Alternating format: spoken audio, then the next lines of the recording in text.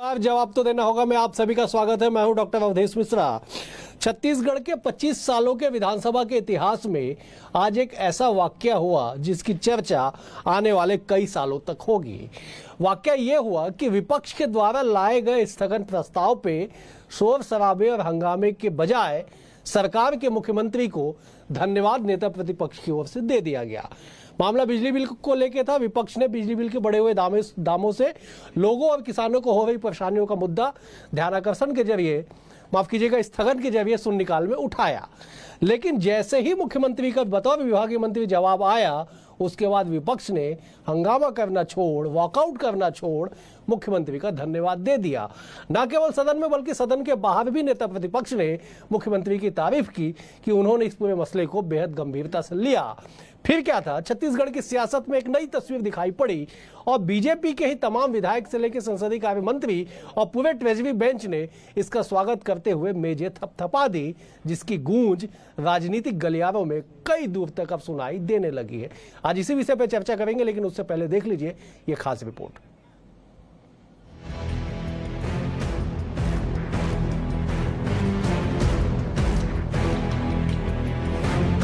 छत्तीसगढ़ विधानसभा का मॉनसून सत्र और सदन का तीसरा दिन। विपक्ष ने बिजली दरों में बढ़ोतरी की आग तो लगाई, लेकिन उस मुद्दे से धुआं नहीं उठा। दरअसल प्रदेश की विपक्षी पार्टी कांग्रेस ने बड़े ही जोश से बिजली बिल की नई टैरिफ पर स्थगन प्रस्ताव लाया, मगर जब प्रस्ताव को अस्वीकार किया गया तो गुस्से की गरज नहीं बल्कि चुप्पी की चादर ओढ़ ली गई। सत्ता पक्ष आस लगाए बैठा था कि विपक्ष अब गरजेगा, तड़केगा, लेकिन सामने आया सियासी मौन का प्रदर्शन। नेता प्रतिपक्ष डॉक्टर चरणदास महंत ने मुख्यमंत्री को इस गंभीर मुद्दे पर ध्यान देने के लिए आभार जताकर विपक्ष की लड़ाई को सियासी श्रद्धांजलि दे दी।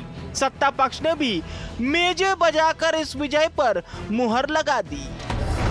मॉनसून सत्र का तीसरा दिन विपक्ष ने लाया बिजली दरों पर बढ़ोतरी को लेकर स्थगन प्रस्ताव, अस्वीकार्य हुआ। स्थगन प्रस्ताव अस्वीकार्य होने के बाद भी नेता प्रतिपक्ष डॉक्टर चरणदास महंत ने जताया आभार। नेता प्रतिपक्ष ने मुख्यमंत्री विष्णुदेव साय के द्वारा विषय को गंभीरता से लेने पर जताया आभार। स्थगन प्रस्ताव अस्वीकार्य होने के बाद भी विपक्ष ने नहीं किया हंगामा, सत्ता पक्ष ने किया धन्यवाद। विधानसभा सदन में पेश हुआ कृषि उपज मंडी संशोधन विधेयक, विपक्ष ने किया बहिष्कार। विधानसभा के 25 साल में पहली बार विधेयक प्रस्तुत होने पर विपक्ष ने किया बहिष्कार। छत्तीसगढ़ विधानसभा मॉनसून सत्र में नेता प्रतिपक्ष चरणदास महंत ने स्थगन प्रस्ताव लाते हुए यह भी कहा कि बिजली टैरिफ बढ़ने से जनता परेशान है। कांग्रेस विधायक उमेश पटेल और लकेश्वर बघेल ने भी बिल ज्यादा आने और बस्तर में ट्रांसफार्मर देरी से लगने का मुद्दा उठाया। मुख्यमंत्री विष्णुदेव साय ने जवाब में कहा कि टैरिफ निर्धारण जन सुनवाई के बाद हुआ है और सिर्फ 1.89% की मामूली बढ़ोतरी हुई है। घरेलू उपभोक्ताओं पर 10 से 20 पैसे और कृषि पंपों पर कोई असर नहीं पड़ेगा। राज्य में 24 घंटे बिजली आपूर्ति हो रही है।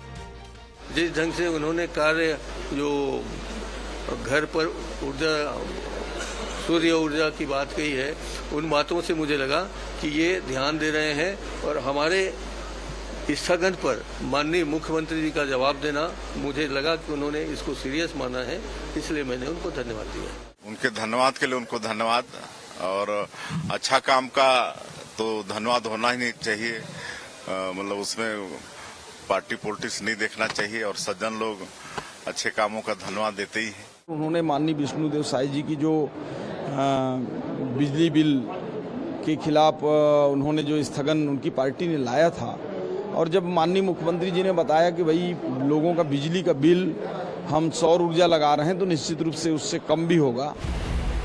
छत्तीसगढ़ विधानसभा के मॉनसून सत्र का तीसरा दिन सिर्फ बिजली दरों की तपिश से नहीं झुलसा। जैसे ही सरकार ने कृषि उपज मंडी संशोधन विधेयक पेश किया, विपक्ष ने उसे किसान विरोधी काला कानून करार देते हुए बिना वक्त गवाए सदन से बाहर का रास्ता पकड़ लिया। ये नजारा विधानसभा के 25 साल के इतिहास में पहली बार देखा गया, जब विधेयक पेश होते ही विपक्ष ने बहिष्कार कर दिया। ये वही सदन था जहां बहस तकरार और सवालों के बाद वॉकआउट होते थे, लेकिन आज हुए वाकये के बाद बिना सियासी मैच के मैदान छोड़ देना भी राजनीति का नया संयम कहलाने लगा है।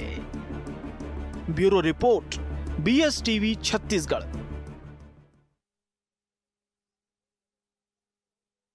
बिना सियासत में आज की जो तस्वीर है वो बेहद ही अजीब तरह से, या यूं कहा जाए राजनीति में कई दिनों तक याद रखी जाएगी। चले 3 बेहद ही वरिष्ठ और खास मेहमान जुड़े हैं। पहले मेहमानों का परिचय करा देता हूं, उसके बाद चर्चा की शुरुआत करते हैं। बीजेपी की ओर से श्रीचंद सुंदरानी जी हमारे साथ हैं। आप वरिष्ठ नेता हैं, विधायक रह चुके हैं। सुंदरानी जी, बहुत स्वागत है आपका। कांग्रेस की ओर से संतराम नेताम जी हैं, आप भी वरिष्ठ नेता हैं, विधायक रह चुके हैं। नेताम जी, आपका भी बहुत स्वागत है। बतौर राजनीतिक विश्लेषक, वरिष्ठ पत्रकार, सूबे की सियासत पे पैनी नजर रखने वाले प्रफुल्ल पारे जी भी हमारे साथ हैं। प्रफुल्ल जी, आपका भी बहुत बहुत स्वागत है। सुंदरानी जी, मैं चर्चा की शुरुआत करना तो आपसे चाह रहा था, लेकिन जब एक बार संतराम जी से जवाब ले लेता हूं, फिर मैं लौटूंगा आपके पास। संतराम जी, आप विधानसभा के सदस्य रह चुके हैं, अब बड़े सीनियर मेंबर आप रहे हैं, संसदीय कार्य प्रणाली को बेहतर, बेहद करीब से जानते समझते और उसके ज्ञाता है।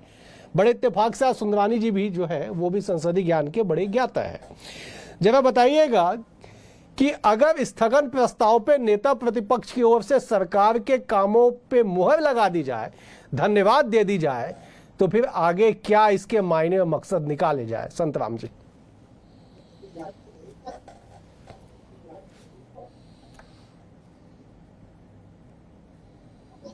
सरकार के कामों पे मुहर लगा दी जाए, धन्यवाद दे दी जाए।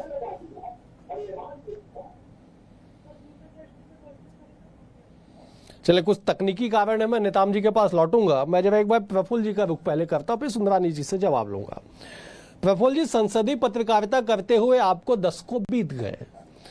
स्थगन से लेके ध्यानाकर्षण से लेके तमाम संसदीय भाषाई जिसका इस्तेमाल पत्रकार करते हैं, आप उससे बखूबी वाकिफ है। चाहे मध्य प्रदेश की विधानसभा हो या छत्तीसगढ़ की विधानसभा, दोनों की गरिमामय उपस्थिति में आपने पत्रकारिता की है। आपको कभी याद आ रहा हो कि स्थगन प्रस्ताव पे सरकार को धन्यवाद देने के लिए नेता प्रतिपक्ष खड़े हो जाए? याद आ रहा है आपको? जरा बताइए एक बार। नहीं, देखिए, स्मृतियों में तो बहुत सारी चीजें रहती है, लेकिन आज जो हुआ वो, उसमें मैं एक बात ये कहना चाहता हूँ कि इसी दिन, आज ही के दिन में एक जो मंडी को लेकर के जो विधेयक आने वाला था और जो पास भी हुआ, उस पर जो कांग्रेस की प्रतिक्रिया वो ये थी कि खुद स्पीकर ने भी ये कहा कि ऐसा इतिहास में पहली बार हुआ है कि कोई विधेयक जब पेश हो उसके पहले ही विपक्ष बहिर्गमन कर गया। तो ये इतिहास में पहली बार हुआ या नहीं हुआ ये तो इसे छोड़ देते हैं, लेकिन जो बिजली बिल को लेकर के शून्यकाल में जो एक स्थगन आया और वो जिस तरह से उस पूरे विषय की जो हवा निकली, वो जरूर पहली बार देखने को मिला, कम से कम इस छत्तीसगढ़ में। 2003 से लेकर के 25 तक का पूरा आप देखेंगे तो, और ये एक बड़ा मुद्दा, मतलब इसको कांग्रेस के लिए ये बड़ी चिंता की बात होनी चाहिए। इससे ऐसा लगता है कि आपकी तैयारी कितनी थी। सबसे पहला सवाल तो उठा, आप विधानसभा में 5 दिन की विधानसभा में आप कितनी तैयारी से गए, ये एक बात सामने आती है। और जब ये बिजली की दरें बढ़ाई गई, तब कांग्रेस का जो एग्रेसिव तेवर था, जो आक्रामक तेवर था कि ये एक बहुत बड़ा मुद्दा बनने वाला है, जमीन पर, सड़क पर आंदोलन होगा, लेकिन आज इतने हल्के तरीके से, मतलब उसको कहते हैं कि गुब्बारे में एक पिन चुभा दी गई और वो फट गया। चलिए, नेताम जी तक मेरी आवाज शायद पहुंचे। मैं संतराम जी का रुख कर लेता हूं। संतराम जी, आप बेहद वरिष्ठ नेता हैं, संसदीय ज्ञान के ज्ञाता है, आप तमाम कार्य प्रणाली और नियमावली को समझते हैं। जरा बताइएगा कि स्थगन प्रस्ताव पे धन्यवाद कब से देने लग गया, देने की शुरुआत हुई है? आपको कभी ध्यान है ऐसा? बतौर विपक्ष आप सदन में प्रतिनिधित्व कर चुके हैं, स्थगन पे धन्यवाद क्यों देना पड़ गया आखिरकार कांग्रेस को? बताइए जरा। देखिए मिश्रा जी, छत्तीसगढ़ प्रदेश में कम 80% लोग किसान धान का खेती करते हैं, और आज जो प्रदेश में जिस हालत है कि किसानों को जिस प्रकार से बिजली बिल की कटौती, बिजली कटौती, इससे किसान बहुत बहुत ज्यादा से ज्यादा परेशान हैं, इसलिए कि छत्तीसगढ़ की सरकार न बिजली दे पा रही है, लोड की इतनी समस्या है कि लोगों के जो किसान के जो धान का फसल है वो बर्बाद हो गया, मक्का का फसल बर्बाद हो गया। इस सब तो हमारे यहाँ बस्तर की हम बात करते हैं तो सबसे ज्यादा किसानों को बिजली बिल की कटौती और साथ में लोड की समस्या, जिसके कारण केशकाल विधानसभा के साथ साथ पूरे बस्तर संभाग में लोड की इतनी समस्या हो गई कि आज किसानों का जो रबी फसल जो इतनी बर्बाद हो गया कि किसान परेशान हो गए। और कांग्रेस तो बिजली बिल हाफ कर दिया था और बिजली बिल हाफ करने से किसानों को एक बड़ी राहत मिला था। नेताम जी, आपकी सारी बातों से मैं सहमत हो सकता हूं। नेताम जी, मैं आपकी सारी बातों से सहमत हो सकता हूं, कोई दो मत नहीं है इसमें। लेकिन क्या आप लोगों ने प्रदेश की समस्या विधानसभा में मौजूद अपने सदस्यों को नहीं बताई, जो सरकार के वक्तव्य के बाद उन्होंने धन्यवाद दे दिया सरकार को? देखिए मिश्रा जी, अगर मुख्यमंत्री जी ने कहा कि मैं सारे समस्याओं का समाधान कर दूंगा, तो उसने शायद मेरी आवाज नहीं पहुंच पा रही हो। जिसमें किसको क्या आपत्ति है? रबी फसल जो इतनी बर्बाद हो गया। मैं नेताम जी के पास जाने की कोशिश करूंगा। मैं जरा सुंदरानी जी से जवाब लेता हूं। सुंदरानी जी, क्या आपको याद है कभी कि आप भी बतौर विपक्ष आप लोग भी काम किए हैं 2018 से 23 तक सदन में, और उससे पहले 2000 से लेकर 2003 तक, आपको कभी याद आ रहा हो ऐसा कि स्थगन प्रस्ताव पे धन्यवाद दिया गया हो अभी नेता प्रतिपक्ष की ओर से? देखिए डॉक्टर अवधेश जी, निश्चित रूप से मेरे संज्ञान में नहीं है। 25 साल छत्तीसगढ़ राज्य को बने हुए 5 विधानसभा का गठन हो चुका है। 5 विधानसभा में ऐसा कभी अवसर आया हो कि विपक्ष ने स्थगन लाया हो और स्थगन अस्वीकार होने के बाद मुख्यमंत्री को धन्यवाद दिया गया हो। लेकिन निश्चित रूप से एक अच्छी परंपरा की शुरुआत डॉक्टर चरणदास महंत जी ने की है नेता प्रतिपक्ष के रूप में, कि सही चीज़ों को सही कहने का साहस जुटाया है। मैं उनको धन्यवाद देना चाहूँगा कि उन्होंने एक अच्छी परंपरा, जो हमारे छत्तीसगढ़ विधानसभा की परंपरा रही है, अन्य प्रदेशों की विधानसभा से अलग ही एक परंपरा रही है। निश्चित रूप से डॉक्टर चरणदास महंत जी ने मुख्यमंत्री जी के संबोधन के बाद जो वास्तविक है, सच्चाई है, जिसको आदरणीय पूर्व मुख्यमंत्री भूपेश बघेल जी एक बड़ा इशू बनाने की कोशिश में थे, जबकि वास्तविकता से वो परे था। लेकिन वो दिग्भ्रमित करना चाहते थे छत्तीसगढ़ की जनता को कि विष्णुदेव साय सरकार ने बहुत बड़ी तादाद में बिजली के बिल बढ़ाए हैं। वास्तविकता ऐसा नहीं है। मुश्किल से मुश्किल 1% भी बिजली का बिल नहीं बढ़ा, और कहीं कहीं तो राहत की भी बात है। वो सारी बातों को जब मुख्यमंत्री जी ने रखा और चरणदास महंत जी ने सच्चाई को स्वीकार करते हुए मुख्यमंत्री का स्वागत करते हुए उस स्थगन को कहीं न कहीं वो अप्रत्यक्ष रूप से कहा जाए कि उन्होंने वापस ले लिया। चलिए ठीक है, नेताम जी तक मेरी आवाज पहुंची भी है, तकनीकी कारण से उनकी बात पूरी नहीं हो पाई थी।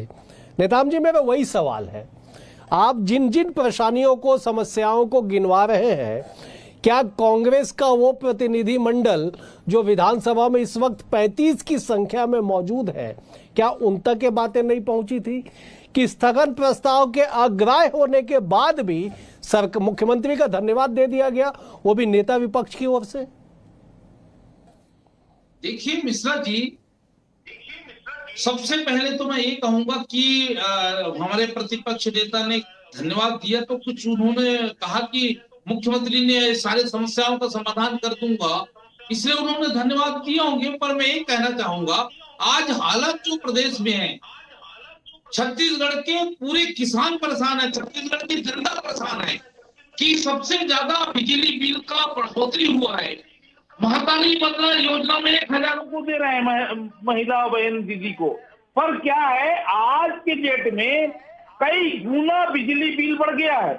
और कांग्रेस की सरकार जब थी 2018 से 23 तक, तो लोगों को बड़ी राहत मिला था, बिजली बिल हाफ, हमने किया उस काम को। और हमारे सरकार, कांग्रेस की सरकार ने कहीं भी लोल्टेज की समस्या नहीं हुई। लेकिन भारतीय जनता पार्टी की सरकार 1.5 साल लगभग हो रहा है, पूरे प्रदेश में लोल्टेज की समस्या हो रही है, बिजली बिल ज्यादा आ रही है। अभी लेटेस्ट में बिजली बिल के में बढ़ोतरी हो रहा है। कुल मिला के किसान विरोधी सरकार भारतीय जनता पार्टी है, जो किसानों को लुटने का काम, उनको बिजली बिल के नाम पे ज्यादा राशि वसूलने का काम कर रही है। और मैं ये कहना चाहता हूं मिश्रा जी, सबसे बड़ी बात है कि किसानों को हम लोगों ने कर्जा माफ किया, किसानों का धान हम लोगों ने 2500 रुपए में खरीदी किया, 2100 क्विंटल खरीदा, जो किसान वर्ग को बड़ा राहत मिला था। लेकिन भारतीय जनता पार्टी की सरकार 1.5 साल में आज किसानों को इतनी बड़ी मुसीबत में डाल दिया कि बिजली बिल इतनी ज्यादा रही। अब घर का देखिए, हम लोग, हमारे घर की बात मैं बता रहा हूँ, 15,000 रुपया आ रहा है। आज गांव में एक किराना दुकान चला है, उसका 18,000 आ रहा है। तो ये भारतीय जनता पार्टी आखिर आदरणीय संतराम जी, योजना को संतराम लेकर जी, जो पैसा दे रही है। नेताम जी, मैं लौट रहा हूं आपके पास। नेताम जी, संतराम जी, आपको जितनी जानकारियां हैं, क्या नेता प्रतिपक्ष को इस बात की जानकारी नहीं है क्या? ठीक है, मैं सुंदरानी जी में आ रहा हूँ। नेताम जी, एक सवाल मैं और ले लेता हूँ आपसे, फिर मैं उसके बाद मैं सुंदरानी जी के पास जाऊंगा। 23 जून की वो तारीख है जिस दिन कांग्रेस में बड़ी बैठकें हुई राजीव भवन में, और देर शाम होते होते नेता प्रतिपक्ष चरणदास महंत का बयान आया कि साहब इस बार हम लाठी लेके विधानसभा जाएंगे।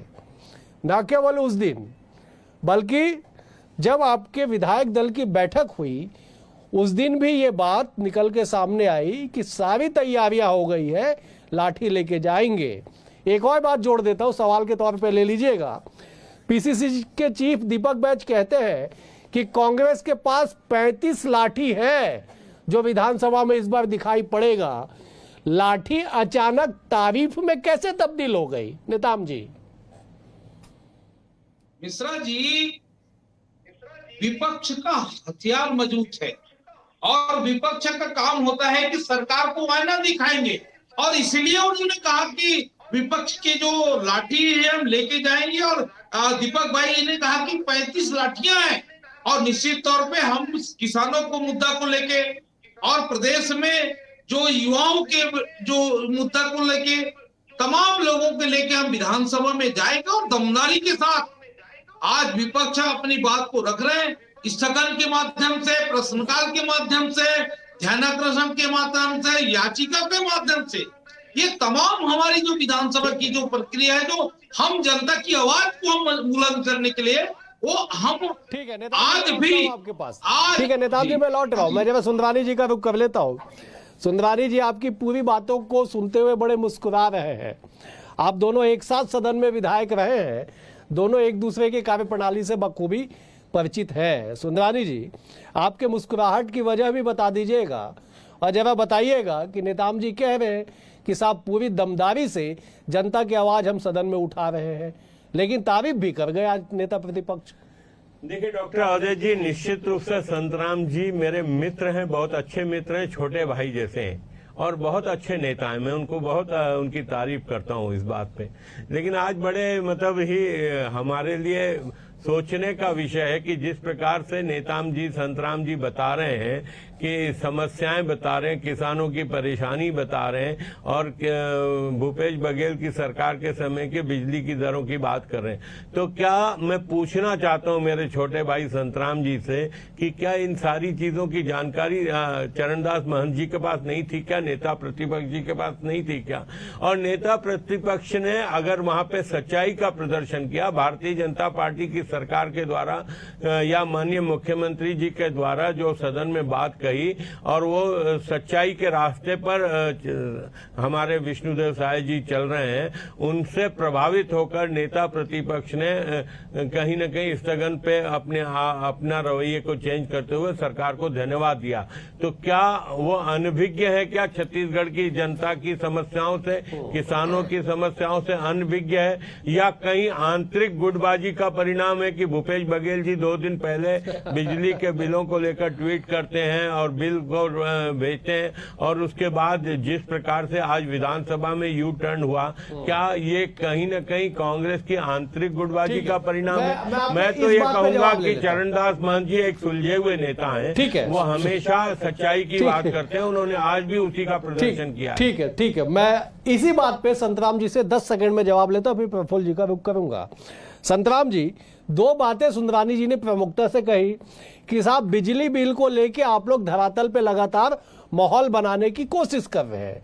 आज भी कई जिलों में प्रदर्शन की खबर हमने दिखाई है, आप लोगों ने प्रदर्शन किया है। भूपेश बघेल जी ने कहा कि एक बड़ा मुद्दा है जिसको लेके आगे राजनीति की जाएगी, लोगों के पास जाया जाएगा, लेकिन विधानसभा में यू टर्न ले लिया गया, ये सुंदरानी जी कह रहे हैं। जरा जवाब दीजिए, और इसके पीछे की वजह गुटबाजी बताई जा रही है। देखिए मिश्रा जी, कांग्रेस पार्टी में कोई गुटबाजी नहीं है। ये तो हमारे बहुत ही वरिष्ठ हमारे भाजपा के प्रवक्ता है, विधायक भी हैं, हमारे साथ काम किए हैं, और मेरे बहुत ही आदरणीय बड़े भैया हैं। उन्होंने मुझे छोटे भाई के रूप में उन्होंने संबोधन किया। निश्चित तौर इसमें दो मत की बात नहीं है, लेकिन सुंदरानी जी बहुत ही चतुर और चालाक व्यक्ति हैं।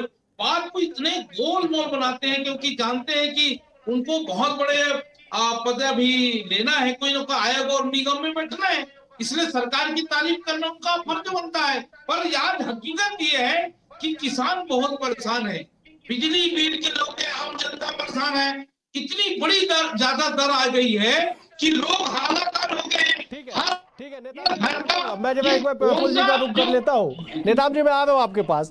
प्रफुल्ल जी, आज दो इतिहास हो गए साहब। एक इतिहास का जिक्र हम लगातार कर रहे हैं, दूसरा इतिहास जिसका जिक्र आपने किया था मैं फिर से दोहरा देता हूँ। सुंदरानी जी आप भी सुनिएगा, नेताम जी आप भी सुनिएगा, कि किसी विधेयक के पुनर्स्थापना के समय में विपक्ष का बाइकआउट कर जाना, यह भी संसदीय इतिहास के लिए आज दर्ज हुआ इतिहास के पन्नों में, जिसका जिक्र खुद अध्यक्ष ने किया आज विधानसभा में कि साहब विधेयक के पुनर्स्थापना, मतलब साधारण शब्दों में कहा जाए कि विधेयक तो केवल अभी प्रस्तुत किया गया था, ना चर्चा हुई, ना पारित हुआ, और विपक्ष ने बाइकआउट कर दिया। प्रफुल्ल जी, देखिए, इस घटना के बाद जो कांग्रेस की प्रतिक्रिया आई, तो कांग्रेस ने साफ तौर पर इस विधेयक की तुलना जो केंद्र ने जो 3 कानून जो पेश किए थे और जिसे बाद में वापस ले लिया था, उससे तुलना की। तो इसलिए जब उस कानून के साथ तुलना कर दी तो विपक्ष कैसे रुक सकता है कि आपने पेश करो, चाहे जैसे आप उसकी बात करेंगे, जिक्र करेंगे, वो सदन में तो आएगा ही, सरकार बहुमत की है और वो पास भी करा लेगी। तो विपक्ष तो बिल्कुल माइंड सेट करके बैठा था ना, उसने तो डिक्लेयर ही कर दिया था कि ये तो उस काले कानून की तरह है, इसलिए हम इस पर कोई बात चाहते भी नहीं। लेकिन एक जो संसदीय परंपरा है हमारे यहाँ लोकतंत्र की, उसमें उसको पेश होना चाहिए था, उस पर चर्चा भी करनी चाहिए। बाद में तो फिर आपको जो करना है वो तो करना ही है, आपको बहिष्कार भी कीजिए, है ना, उसका विरोध भी कीजिए, बहिर्गमन कीजिए, वो तो सारे अधिकार हैं। लेकिन विधानसभा राज्य की सबसे बड़ी पंचायत है, जहाँ पे ये चुने हुए प्रतिनिधि जो अपने अपने क्षेत्र की जनता का प्रतिनिधित्व करते हैं, उनको उस विषय पर चर्चा करनी चाहिए।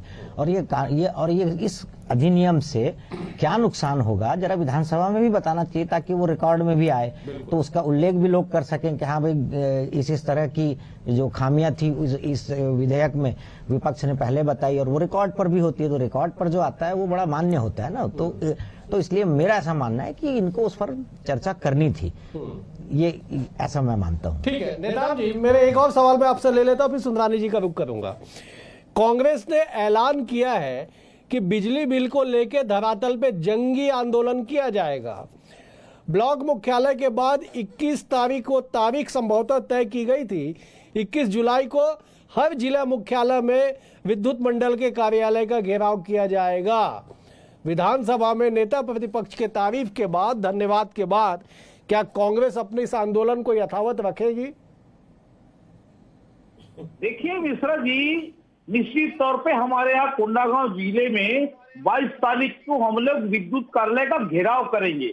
और वास्तव में ये पूरे प्रदेश में ब्लॉक मुख्यालय में हम लोग 17 तारीख को, कोई 18 तारीख को, अपने अलग अलग तारीखों में हमने विद्युत कार्यालय का घेराव करेंगे। वो इसलिए कि आज किसान परेशान है, और निश्चित तौर पे ये आज जो विद्युत की जो लोडिंग की समस्या है, विद्युत की कटौती है, और आज जो बिजली बिल की बढ़ोतरी है, निश्चित तौर पे किसान परेशान है, आम जनता परेशान है और निश्चित तौर पे Bharatiya Janata party double engine की सरकार।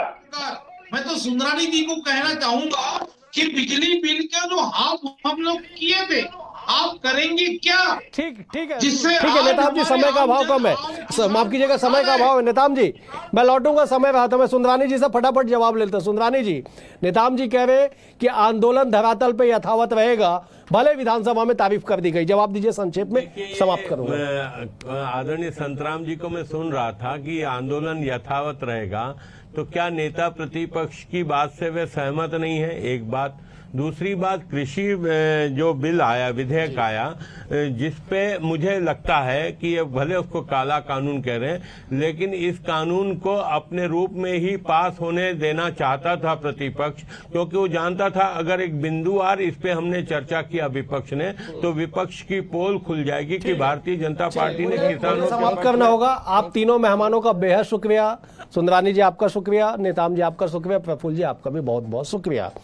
कुल मिला के इस बात को समझिए कि एक ऐसे विषय पे जिसपे कांग्रेस सदन से लेकर सड़क तक घमासान करने की तैयारी करती है और सड़क पे घमासान दिखाई पड़ता है, लेकिन अचानक सड़क का घमासान विधानसभा में जाते जाते, सदन में पहुंचते पहुंचते धन्यवाद में तब्दील हो जाता है, जिसके बाद छत्तीसगढ़ की सियासत में कह दिया जाता है कि संसदीय इतिहास में आज का दिन याद रखा जाएगा कि विपक्ष ने कैसे स्थगन प्रस्ताव को धन्यवाद प्रस्ताव में तब्दील कर दिया। बहरहाल इसका असर आगे आने वाले दिनों में क्या होगा, ये वक्त जरूर तय करेगा। फिलहाल आज के लिए इतना ही, कल एक और विषय के साथ होगी मुलाकात, तब तक के लिए नमस्कार।